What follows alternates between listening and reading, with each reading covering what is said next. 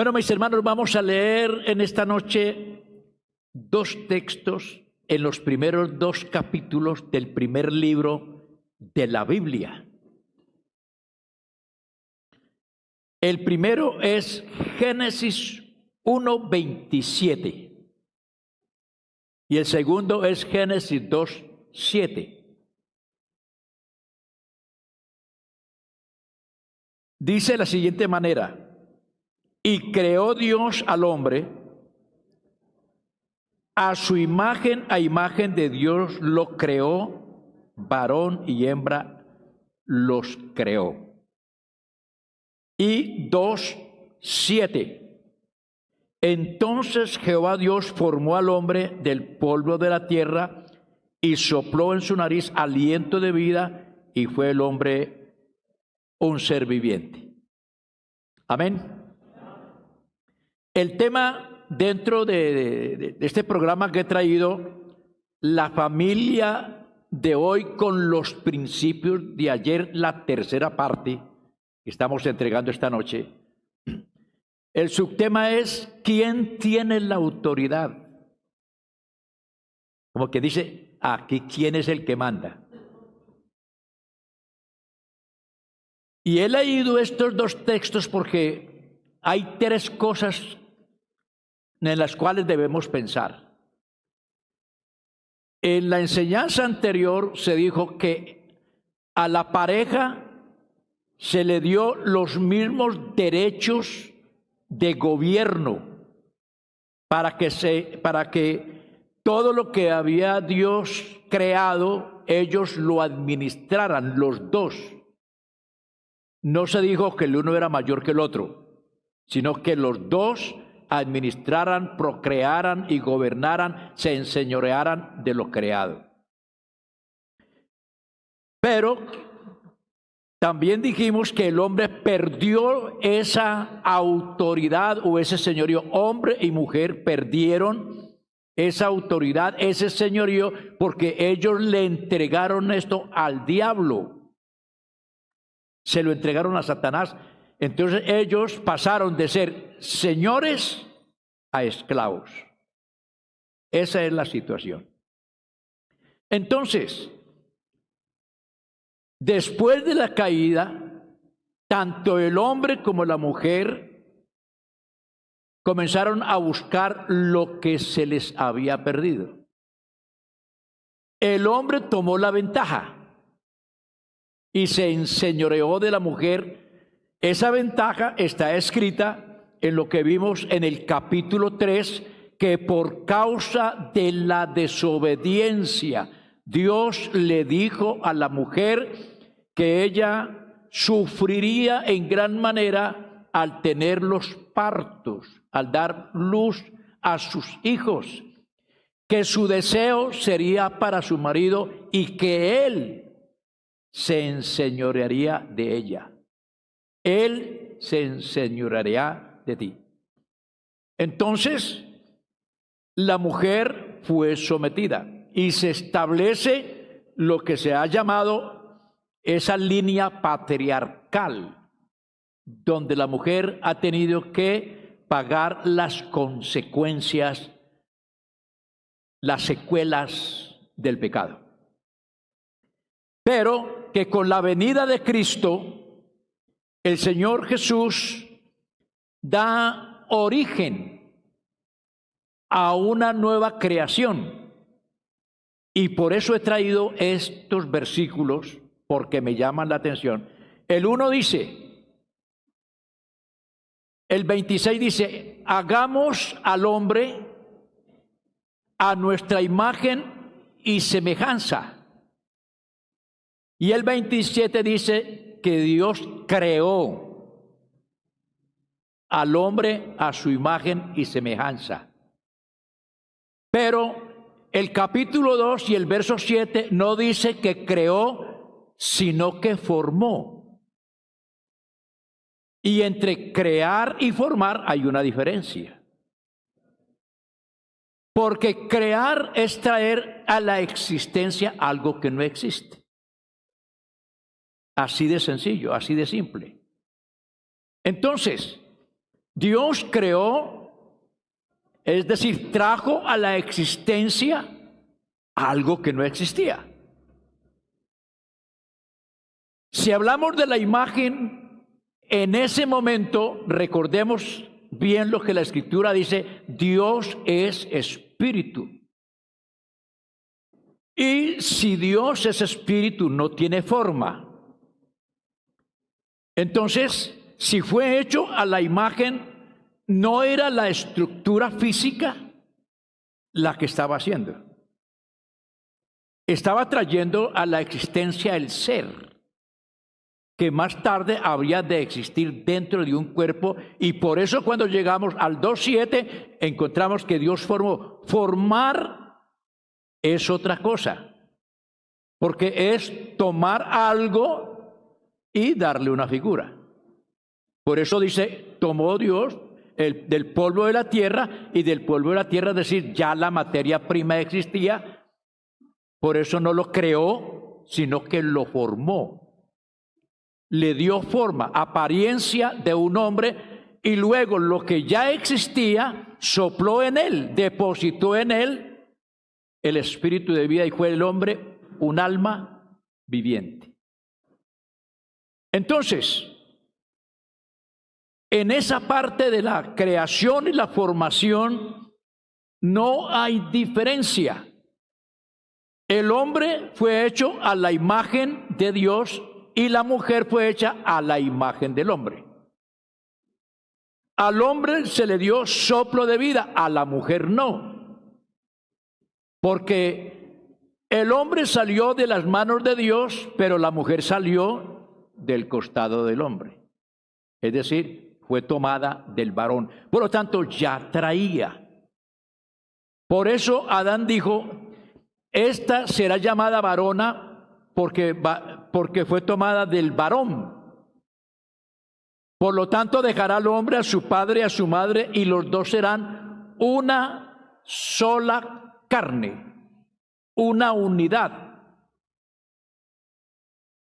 Allí Dios no está estableciendo en el principio, no está estableciendo una jerarquía, no está diciendo quién es mayor, si la mujer o el hombre, porque igual son creación de Dios, son criaturas de Dios, tienen el mismo espíritu, es decir, es igual. La diferencia, repito, más tarde lo hace el pecado. Ahora, ¿qué es la autoridad?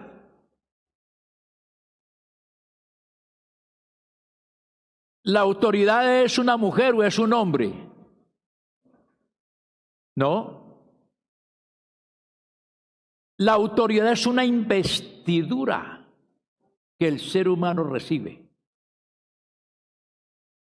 De allí que Dios establece la autoridad y manda a que se respete la autoridad, según Romanos capítulo 13, que toda persona debe estar bajo autoridad, tanto en lo eclesiástico como en lo legal.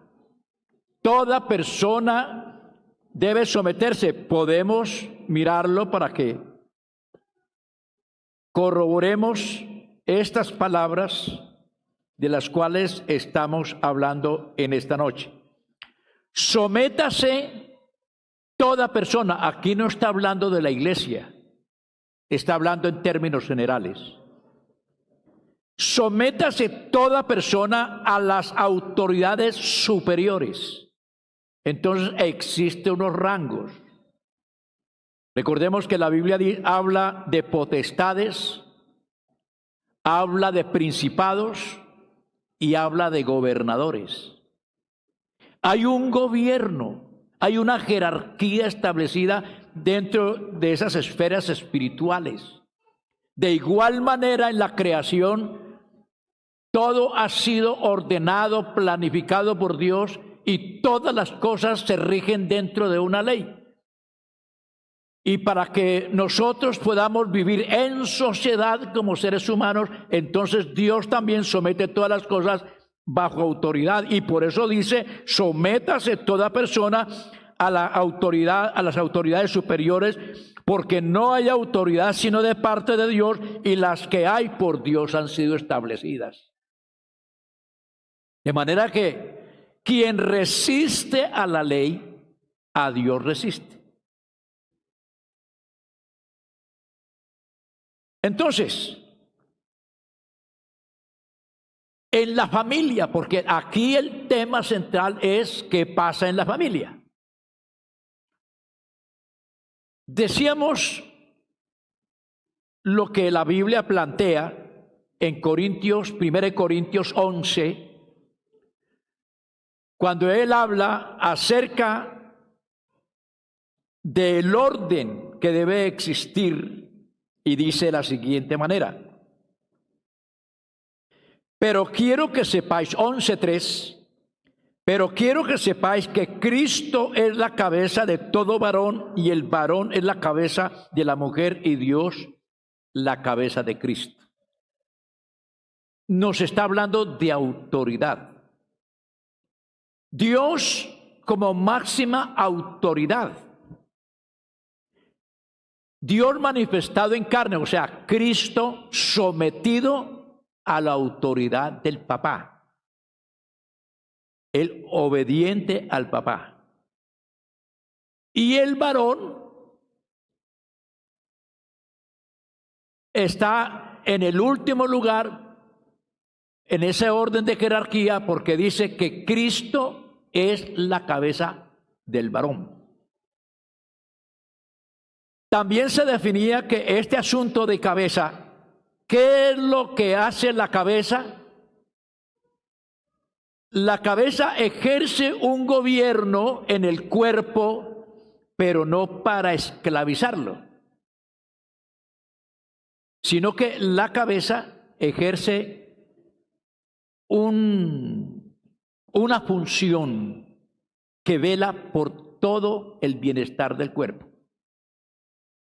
De tal manera que si alguna parte del cuerpo sufre, por ejemplo, nace una infección o tiene una herida o le pasa algo en cualquier parte del cuerpo, en la piel, inmediatamente la mente envía los materiales que son necesarios para impedir que esa persona sufra. Y nótese cómo a la respuesta a una herida, sin que necesidad de que la estén cosiendo, ella misma va cerrando, porque ella tiene esa función, tiene ese mecanismo que viene desde la mente para que vaya pegando la piel. Si tiene sed, ¿de dónde viene la alarma? De la cabeza. Si tiene hambre, ¿de dónde viene la alarma? En la cabeza. Si le falta vitaminas, ¿de dónde viene la alarma? De la cabeza.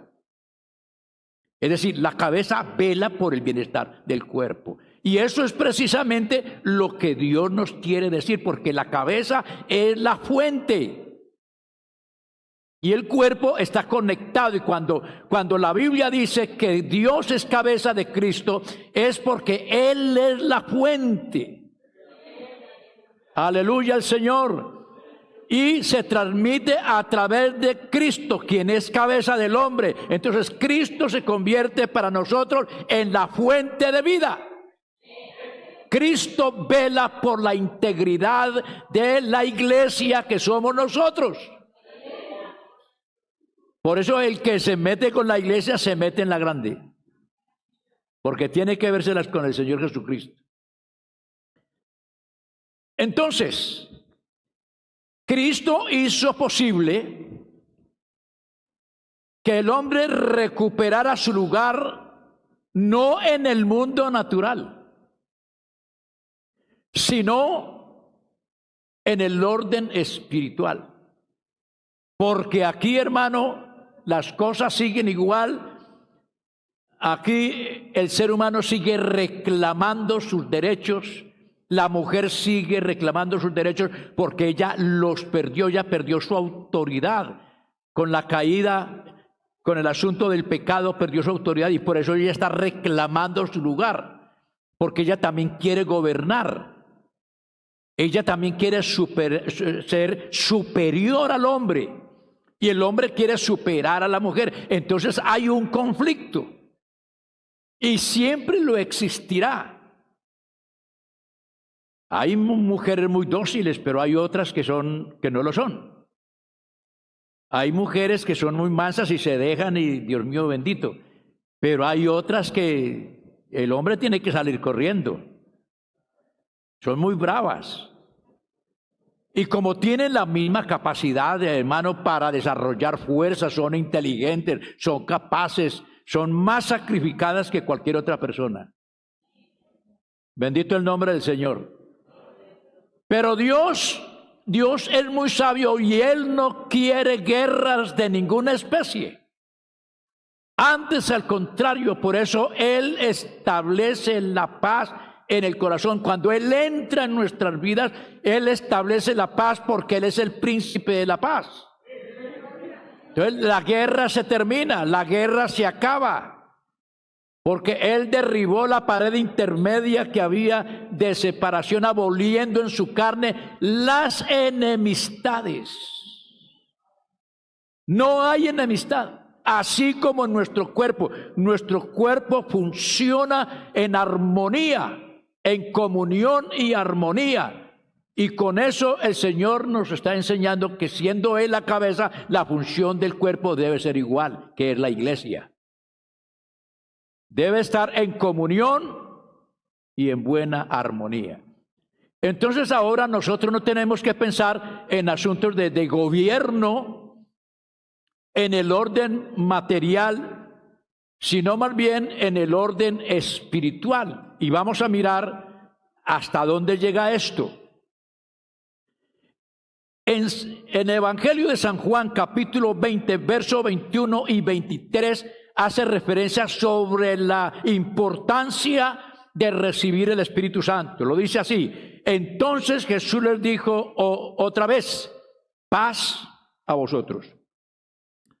Como me envió el Padre, así también yo os envío. Y habiendo dicho esto, sopló y les dijo, recibid el Espíritu Santo. A quienes remitieren los pecados les serán remitidos, y a quienes se los retuviereis les son retenidos. Les dio una autoridad, pero primero sopló sobre ellos y les dio el Espíritu Santo. Ahora, si nos vamos a los hechos, ¿qué es lo que el Señor le dice? Y recibiréis poder. ¿Qué es eso? Autoridad. Recibiréis poder, en otras palabras, recibiréis autoridad cuando haya venido sobre vosotros, ¿qué? El Espíritu Santo. Efesios capítulo 1, versos 22 y 23 nos dice, y sometió todas las cosas, Jesús sometió todas las cosas bajo sus pies. Dios en Cristo reconquistó, recuperó lo que estaba en manos del diablo. Dios sometió todas las cosas bajo sus pies y lo dio por cabeza sobre todas las cosas a la iglesia, la cual es su cuerpo, la plenitud de aquel que todo lo llena en todo. Oiga esto. Y sometió todas las cosas bajo sus pies, sean dominios, sean principados, sean potestados, lo alto, lo bajo, todo fue sometido por Cristo. Y lo más maravilloso es que Él, que tiene el poder y que tiene la autoridad, el Señor, o sea, el Padre, lo puso por cabeza sobre la iglesia. Entonces, Él dice que Él tiene toda la potestad. Y Él reparte esa potestad. Lucas capítulo 10, verso 19, hablando de la comisión, dice, he aquí os doy potestad, es decir, os doy autoridad degollar serpientes y escorpiones y sobre toda fuerza del enemigo, y nada os dañará. Y nada es nada. Cuando habla aquí de escorpiones, de serpientes y escorpiones, está hablando de las potestades superiores que gobierna Satanás.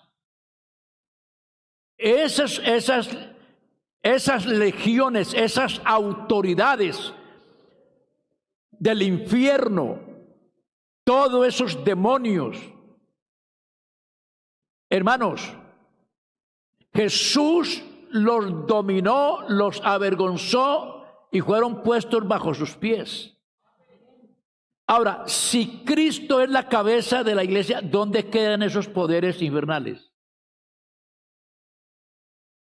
Quedan sometidos a la autoridad de la iglesia. Pero hay hermanos por allá a veces que resultan que temblan. ¡Ay, qué miedo! ¿Miedo de quién? Si está en Cristo no debe temer. Amén. Y nada os dañará. Mateo capítulo 28, en la gran comisión. Jesús se acercó y les habló diciendo: toda potestad me es dada en el cielo y en la tierra, por tanto, id y haced discípulos a todas las naciones. Esa palabra, hacer discípulos, ¿es solamente hombres? No, incluye mujeres. Alabanzas al Señor. ¿Y qué más les dice? Bautizándolos en el nombre del Padre y del Hijo y del Espíritu Santo, enseñándoles que guarden todas las cosas que os he mandado. He aquí, yo estoy con vosotros. La máxima autoridad dijo: yo estoy con vosotros. ¿Cuándo? Todos los días. Todos los días. Entonces, la máxima autoridad de la iglesia en el orden espiritual es Dios. Dios es cabeza de Cristo, Cristo cabeza del varón y el varón cabeza de la mujer.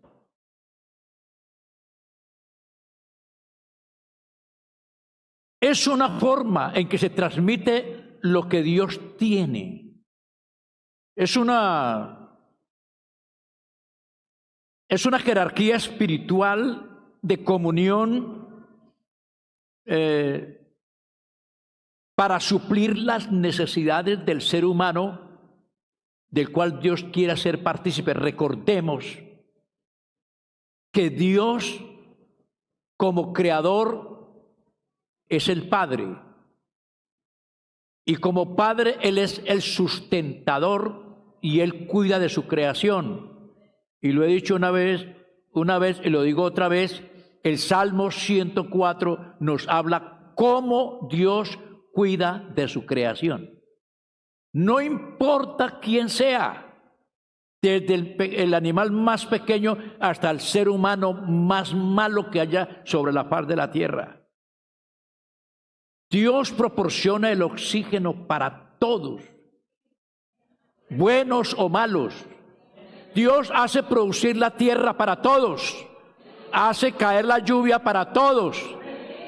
Y aún más, guarda la vida. ¿Cuántos inconversos les ha pasado algo y salen ilesos? Tienen que decir: a mí Dios también me guarda, y es verdad. Porque Dios no quiere la muerte del pecador, sino que éste se arrepienta y viva. Yo estaba enfermo y oré y él me sanó. Y bueno, sí, lo sanó, está bien. Dios está mostrando su misericordia, porque Dios cuida su creación. Pero aparte de cuidar de su creación, Él tiene una gracia manifestada. Y la gracia es diferente a la misericordia. Dios tiene misericordia de todo mundo. Pero la gracia la tiene Dios para que el hombre entienda que la misericordia de Dios lo conduce a la gracia, para que se arrepienta y entre por el camino que conduce a la gloria. Alabanzas al Señor. A su nombre sea la gloria. Entonces, en la casa, ¿quién tiene la autoridad? ambos. Somos responsables, hombre, mujer. Ninguno puede decir aquí mando yo. Porque es una administración compartida. El deber del hombre es proteger a la mujer, así como la cabeza protege el cuerpo. ¿Quién es el que le da la señal de peligro para cruzar la calle? Los pies. ¿Quién le da esa sensación de salir corriendo cuando ve al ladrón? ¿Solamente los pies? El que detecta el peligro es la cabeza. La función de ella es proteger el cuerpo y darle lo que necesita. Así también es dentro de la vida en Cristo.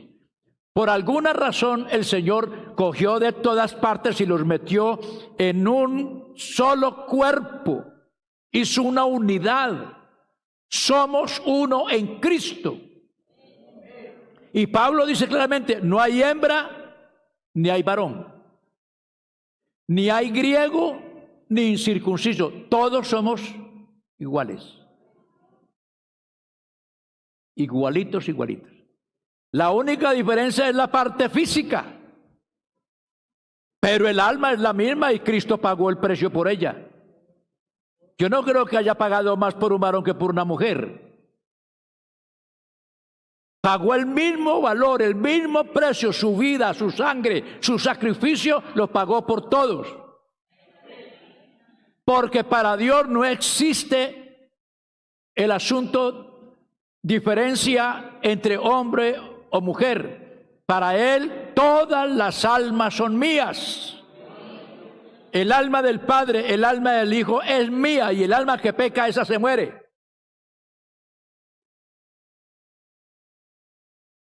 Si tenemos esa autoridad, ¿cómo la vamos a administrar? Porque, hermano, tenemos una autoridad que empieza arriba en el cielo y termina aquí en la tierra. Una autoridad delegada, una investidura. Usted como padre y como madre tiene una investidura y esa investidura viene precisamente por el bautismo del Espíritu Santo. Vea qué tan importante es el bautismo del Espíritu Santo.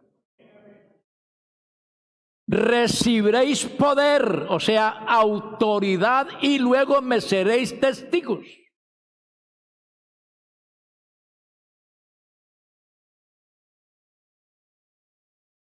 Vamos a mirar algo bien bonito que siquiera con unos 5 minutos más o 10. El asunto de la autoridad simbólicamente, porque ya vamos a llegar a la palabra a ver qué vamos a hacer con estos hijos. ¿Qué significa la vara y el bastón en la Biblia?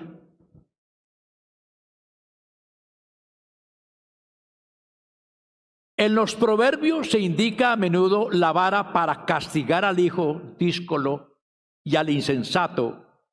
En el Nuevo Testamento se dice del criado infiel que será apaleado en proporción a su culpabilidad y recibirá golpes de vara.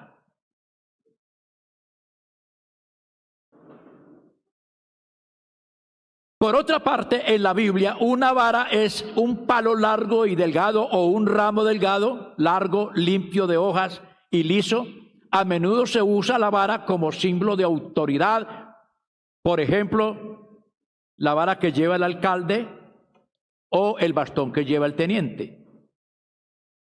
Ciertos personajes dentro de la autoridad llevan lo que se llama el cetro.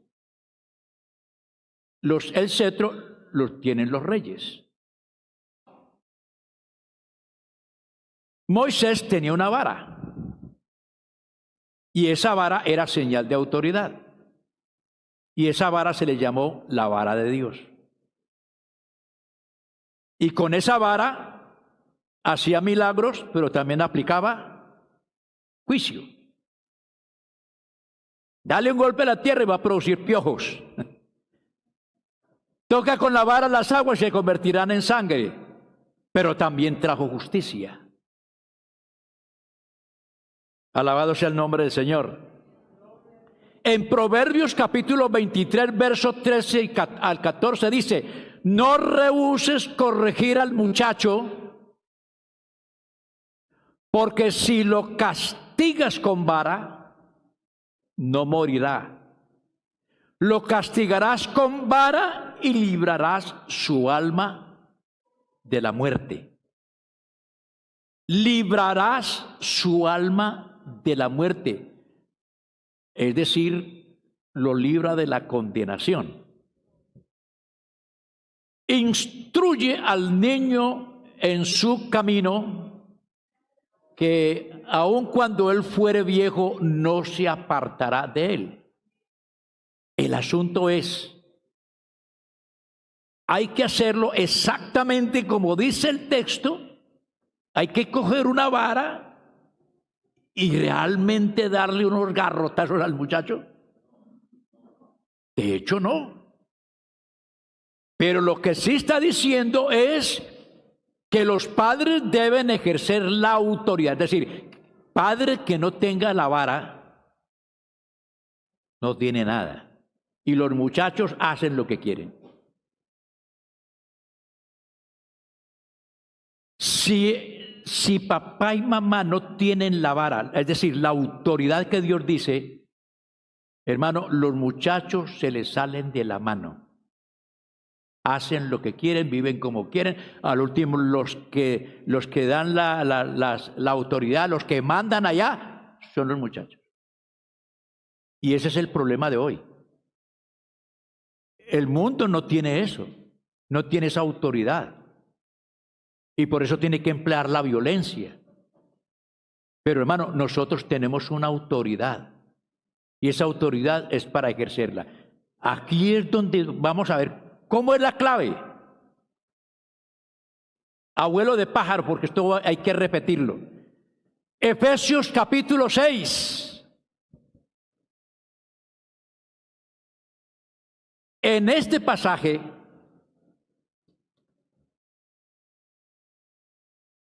encontramos algo especial, que a veces lo pasamos por alto. Hijos, obedeced en el Señor a vuestros padres, porque esto es justo.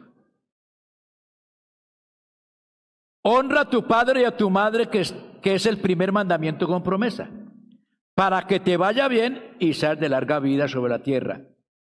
Y vosotros, padres, no provoquéis a ira a vuestros hijos, sino criadlos en disciplina y amonestación del Señor.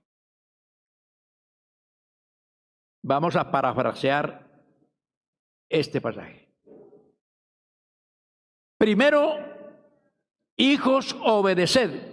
Aquí no es palabra para inconversos,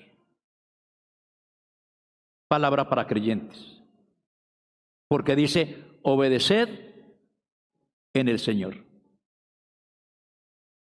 El que le obedece a papá y a mamá, le obedece al Señor. Los que no obedecen a papá y a mamá van en contravía y desafían la autoridad. Hermano, se están metiendo en graves problemas. Y quiero que los muchachos me presten atención esta noche. Esto no es un juego, porque, hermano, la vida sigue su curso. Los muchachos están creciendo, nosotros pasamos y nos vamos, pero ustedes siguen. Y lo que ustedes hacen hoy lo pagan mañana, con sus propios hijos. Es una cadena. Entonces dice: obedeced en el Señor a vuestros padres. ¿Eso es un favor o es un mandamiento? Un mandamiento. ¿En qué se basa? Dice el Señor, ¿en qué se basa? Él dice: pues es que eso es justo. ¿Cómo así que es justo? Claro. Muchachos, piense por un momento.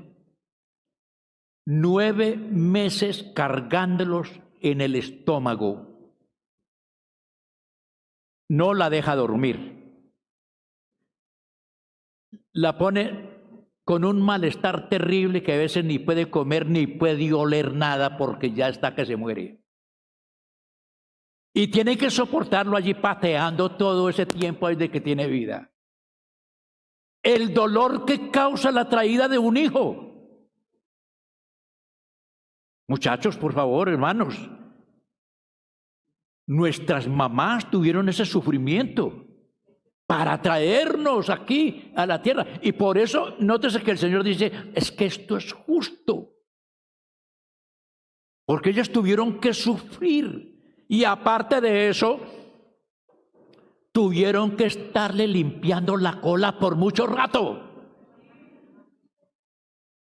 Dándole la pucha para que cada vez que está chillando, llorando, alimentándolos. Tratándolos como, porque son seres totalmente indefensos, incapaces, pero ya está una mamá que responde. Llora a la medianoche, mamá se levanta o papá se levanta. Se enfermó, papá y mamá están sufriendo. Y están creciendo y ahí están ellos, les brindan amor, pero ahí es donde está el asunto, que no solamente hay que brindarles esa parte de afecto, sino que viene la otra parte, que es la aplicación de la vara. ¿Cómo es?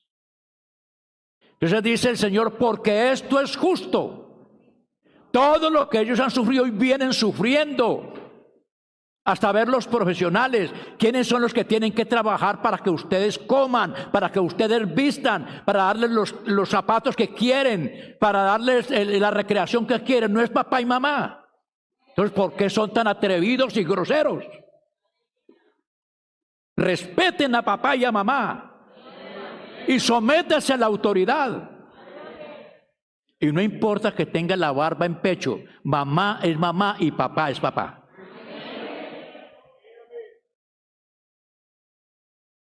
Es justo. Alguien dijo, ¿cómo es posible que papá y mamá criaron 10 hijos y 10 hijos no son capaces de ver por papá y mamá?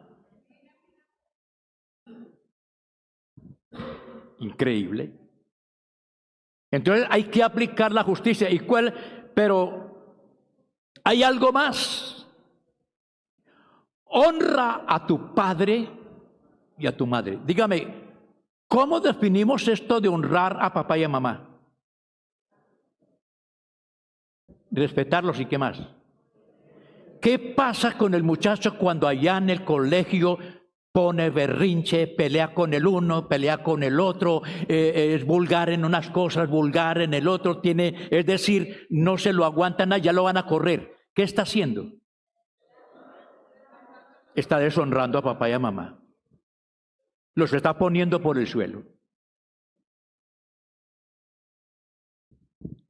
Pero ¿qué pasa con ese muchacho que ocupa el primer lugar, el primer puesto ya en el salón? Que tiene que ser, qué persona tan educada, tan decente. Hablan bien de ese muchacho. Dígame, ¿a quién están honrando? A papá y a mamá, porque están diciendo, oiga, le han dado una buena educación.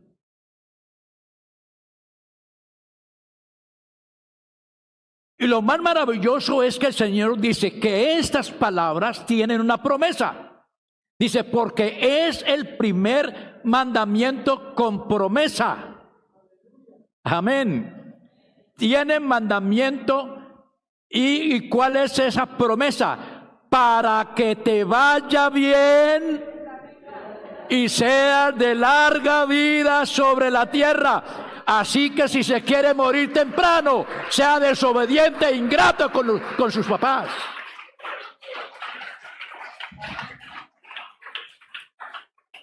Vea, muchachas, si ustedes quieren recibir madera, la que no se han ganado hasta ahora, manéjense mal con los papás y lo van a recibir más tarde. Seguro que eso va a ser así. Pero si usted es ese hijo que ama, respeta, claro que falta la parte de los padres, ¿no? Falta la otra parte. Pero hoy no alcanzamos porque se me fue el tiempo. Y yo estoy aquí, que mejor dicho, más emocionado que... Hermano, porque tenemos que entender ese propósito de Dios dentro de nosotros como cristianos, para encontrar las fallas, para tener, hermano, la humildad de poder aprender y desaprender para poder aprender. Porque a veces nuestra arrogancia no permite el aprendizaje. Es que yo soy así. Así me levantaron, así soy yo. No, aceptemos lo que Dios nos enseña en su palabra. Dios es bueno. Dejémoslo hasta allí. Muchachos, esto tiene promesa. Manéjense bien con papás. Proyéctense un programa bonito, un proyecto de vida donde incluya la vejez de papá y mamá. Pónganse de pie, hermanos, y damos gloria al Señor. Y parece que nos falta una cuarta parte. Y recuérdese, varón, que el hecho de que usted sea varón, usted no es más grande ni más pequeño en la casa. Simplemente usted es la sombra, usted es el medio, usted es la fuente, usted es el conducto regular para que todo funcione bien.